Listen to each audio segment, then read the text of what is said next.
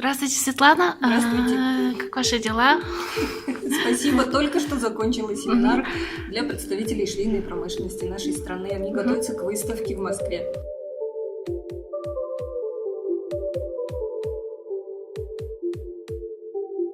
Самое главное, вам нужно понимать, с какой целью вы выходите в Инстаграм. Следующее, чем нужно озаботиться, это то, кто ваша аудитория и что она хочет знать. Есть ли ваша аудитория в Инстаграм или нет? Активная ли она там? Дальше вы будете уже тестировать ваш контент-маркетинг. Вы будете делать публикации разного характера в разное время и будете смотреть, как ваша аудитория на них реагирует.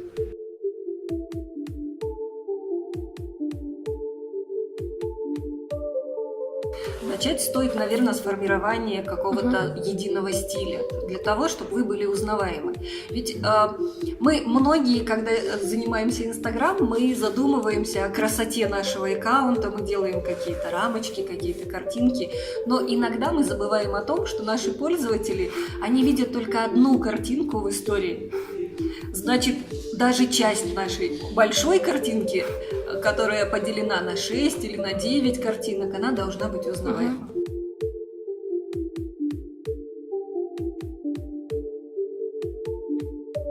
Обязательно нужны ваши контактные данные, если вы хотите вступать с людьми в контакты. Что можно сказать еще? Я за то, чтобы было привлекательное описание вашего аккаунта для ваших пользователей. Они должны понимать, для чего бизнес выходит в соцсети, понятно, а почему пользователи должны нас читать. То есть, что им будет от этого полезного. Вот это очень важный вопрос, о котором мы часто не задумываемся. Почему бизнесмен смотрит со своей стороны?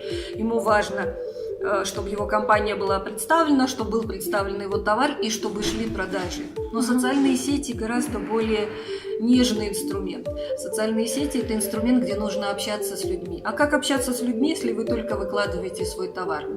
Значит, нужно добавлять какие-то еще публикации, нужно спрашивать у них о чем-то, предлагать им выбор, предлагать им голосовать за что-то, взаимодействовать. Мало накопить аудиторию, нужно, чтобы она была активной.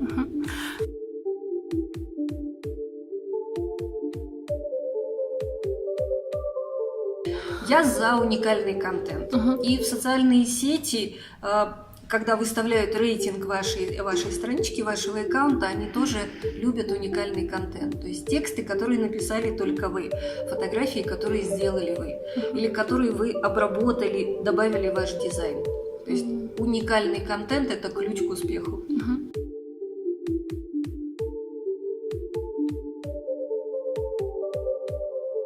Знаете, я противник накруток, потому что, на мой взгляд, аудитория должна быть живая и искренняя. Для того, чтобы привлекать аудиторию, нужно самому быть живым и искренним.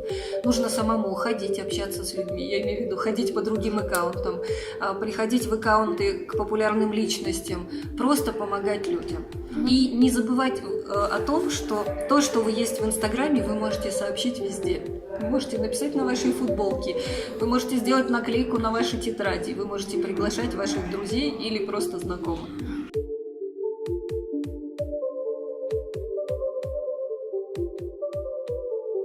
Если вы бизнес, то нужно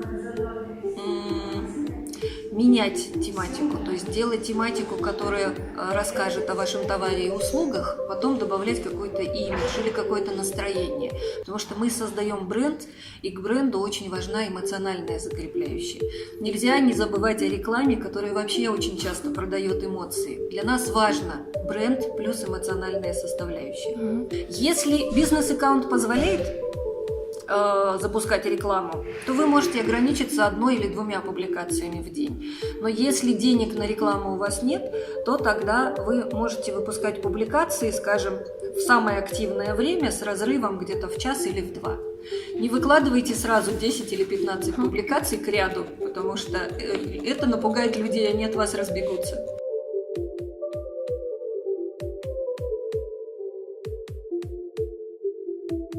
Принято считать, что в Инстаграме самое активное время с 8 вечера до полуночи.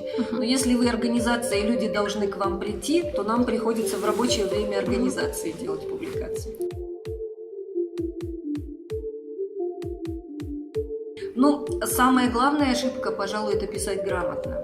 Вторая ошибка – это не накручивать пользователей, не покупать лайки. Третья ошибка – это не превращаться только в рекламный контент, а именно выстраивать взаимоотношения с пользователями. Четвертая ошибка – это не использовать хэштеги. Пятая ошибка – это не отвечать на комментарии, игнорировать комментарии ваших пользователей. Даже если вы нашли комментарий месячной давности, просто извинитесь и скажите, актуален ли еще вопрос. Извините, мы пропустили ваш комментарий. Ну и последнее, я хотела сказать что-то важное и очень умное – это аналитика. Важно анализировать. У многих из нас это получается интуитивно, то есть мы выкладываем какие-то публикации, и мы понимаем, на что пользователи лучше реагируют. Кстати, мы говорим об Инстаграм, и ни слова не сказали про сторис и Инстаграм-телевидение. А ведь сторис сейчас не менее важны. Выкладывайте сторис каждый день. Вы тоже можете добавлять туда разные публикации, их может быть несколько. Если позволяет возможность есть видеоконтент, как у вас, используйте Инстаграм-телевидение, это сейчас новый интересный метод продвижения.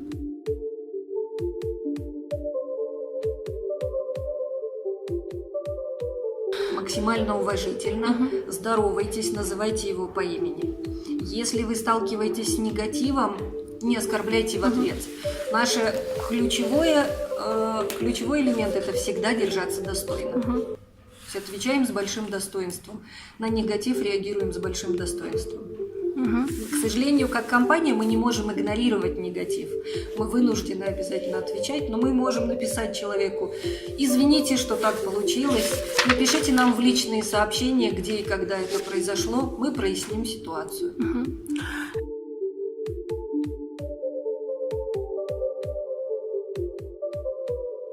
Конечно, немного тяжелее, но нужно искать, о чем еще рассказать. Если это услуги, расскажите о том, что в вашей компании работают профессионалы, что это люди, которые повышают свою квалификацию, они читают книги, они учатся. То есть тут начинается демонстрация экспертности ваших сотрудников. То есть рассказывайте, чем вы так хороши, что вы следите за новинками, что вы повышаете квалификацию, что вы внедряете какие-то новые методы работы.